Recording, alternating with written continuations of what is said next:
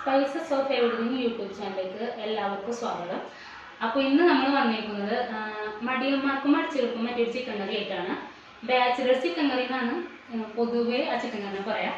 Bachelor chicken കറിക്ക് വേണ്ടിയിട്ടുള്ള ingredients എന്താണെന്ന് നമുക്ക് കാണാം.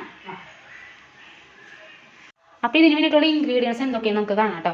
കഴുകി വൃത്തിയാക്കിയ ചിക്കന് 1/2 സ്പൂൺ മഞ്ഞൾപ്പൊടി, 1 സ്പൂൺ മുളക് പൊടി, പിന്നെ ആവശ്യത്തിന് ഉപ്പ് നിങ്ങൾക്ക് ഞാനിവിടെ 1/2 സ്പൂണാണ് എടുത്തിരിക്കണം. അതിൽ മാഗ്നേറ്റ് ചെയ്ത് വെച്ചതാണ് ഈ ചിക്കൻ. ഇപ്പോൾ കുറച്ച് നേരമായിരിക്കും മാഗ്നേറ്റ് നന്നായിട്ട് കുതിർന്നിട്ടുണ്ട്. ഞാനിവിടെ 3 സവാളാണ് എടുത്തിട്ടുള്ളത്. അത് വലിയ സവാള കാരണമാണ് 3 എടുത്തിട്ടുള്ളത്.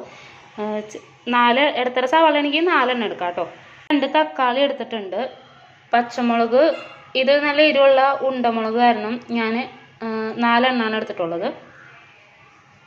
പിന്നെ മല്ലിപ്പൊടി ഒരു 3 ടേബിൾ സ്പൂൺ എടുത്തിട്ടുണ്ട്. 4 ടേബിൾ സ്പൂൺ ഇടാം, അത് ഓരോരുത്തരും ഇഷ്ടമാണ് കേട്ടോ. ഞാൻ 3 ടേബിൾ സ്പൂൺ മല്ലിപ്പൊടിയാണ് എടുത്തിട്ടുള്ളത്. പിന്നെ 1/2 സ്പൂൺ മുളക് പൊടി, ഒരു 1/4 ടീസ്പൂൺ മഞ്ഞൾപ്പൊടി എടുത്തിട്ടുണ്ട്. ഞാൻ ഇതിൽ 1/2 സ്പൂൺ ഇട്ടല്ലോ, അത് കാരണമാണ്. അപ്പോൾ നല്ല എരിവുള്ള മുളക് പൊടി ആയതുകൊണ്ടാണ് ഞാൻ അത്ര എടുത്തിട്ടുള്ളൂ. പിന്നെ ഗരം മസാല എടുത്തിട്ടുണ്ട്.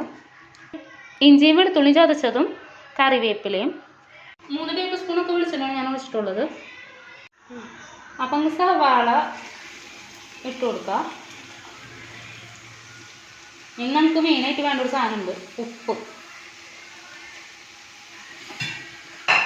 1/2 ടീസ്പൂൺ തന്നെ ഉപ്പ്. ചിക്കൻ മാരിനേറ്റ് ചെയ്തത് 1/2 സ്പൂൺ ഉപ്പാണ് ഇട്ടത്. സവാള പെട്ടെന്ന് വാടുകയും ചെയ്യും. നമ്മൾ ഉപ്പ് സവാള വാടണേനൊക്കെ ഇട്ട് കൊടുത്താൽ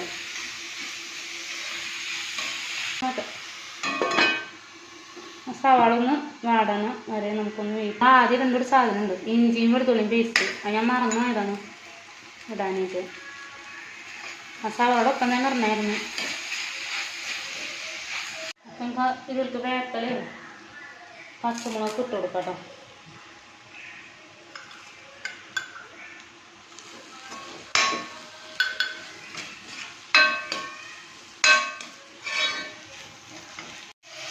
അപ്പം തക്കാളി ഇട്ട് കൊടുക്കാം കേട്ടോ.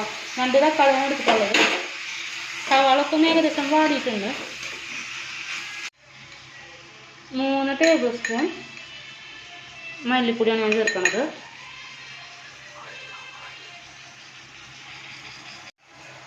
പിന്നെ 1/2 സ്പൂൺ മുളക് പൊടി, 1/4 ടീസ്പൂൺ മഞ്ഞൾപ്പൊടിയും കൂടെ ഇട്ട് കൊടുക്കാം.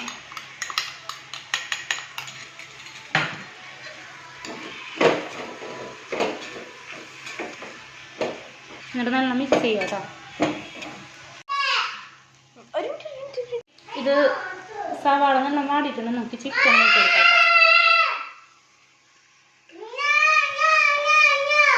ഒരു 5 മിനിറ്റ് ചിക്കൻ ഒന്നിങ്ങനെ ഇളക്കി കൊടുക്കണം കേട്ടോ. 5 മിനിറ്റ് ഒന്നിങ്ങനെ ഇളക്കി കൊടുത്താൽ മതി. നമ്മൾ പിന്നെ ഇതിൽ ഇനി വെള്ളം ഒഴിക്കുമ്പോൾ ചൂടാക്കിയ വെള്ളം, തിളപ്പിച്ച വെള്ളം ഒഴിക്കാൻ ശ്രദ്ധിക്കണം. പച്ചവെള്ളം ഒഴിച്ചാൽ അതിൻ്റെ ടേസ്റ്റ് തന്നെ മാറും. അപ്പോൾ ഇതിലേക്ക് ഞാൻ ഒരു ഗ്ലാസ്സോളം തിളച്ച വെള്ളമാണ് ഒഴിക്കണത്. ഒരു ഗ്ലാസ് അല്ല, നമ്മൾ ഇതൊന്നിങ്ങനെ, ഞാനിപ്പോൾ ഒരു 1.5 ഗ്ലാസ് വെള്ളം ഒഴിച്ചിട്ടാ. നമുക്കിനി 10 മിനിറ്റ് ഒന്ന് മൂടിയേക്കാം. നമുക്കൊരു തീ ഹൈ ഫ്ലെയിമിൽ ഇടുക, അതിൽ കുറച്ച് ഇടാം. നല്ല ഹൈ ഫ്ലെയിമിൽ ഇടാണ്ട് നമുക്കൊരു 10 മിനിറ്റ് ഒന്ന് മൂടിയേക്കാം കേട്ടോ. അപ്പോൾ ഇനി വെള്ളം ഒഴിക്കേണ്ട ആവശ്യമില്ല, ആവശ്യത്തിന് വെള്ളം ഇതിനകത്തുണ്ട്. അപ്പോൾ ഇനി 10 മിനിറ്റ് കഴിച്ചാൽ പോരല്ല.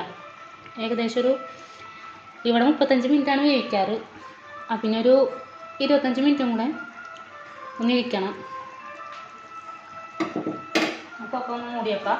ഞാൻ വെള്ളത്തിൻ്റെ ലെവൽ കറക്റ്റാണെന്ന് അറിയാനാണ് 10 മിനിറ്റും കൂടെ അതിൻ്റെ തുറന്ന് നോക്കാൻ നോക്കാം. അപ്പോൾ ചിക്കൻ ഒരു വിധമായിട്ടുണ്ട്. അപ്പോൾ നമുക്ക് ബാക്കിയുള്ള ഇൻഗ്രീഡിയൻസ് ഇട്ട് കൊടുക്കുക. 1.5 സ്പൂൺ ഗരം മസാല, പിന്നെ ഒരു സ്പൂൺ കുരുമുളക് പൊടി,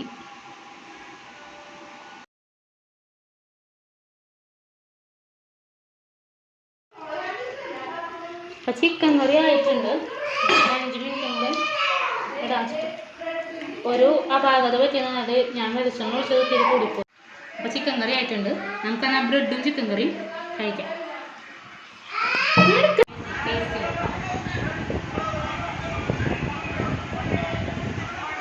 കുഴപ്പമില്ല, ഒരു ബാച്ചിലർ ചിക്കൻ കറി എന്നുള്ള നിലയിൽ കുഴപ്പമില്ല.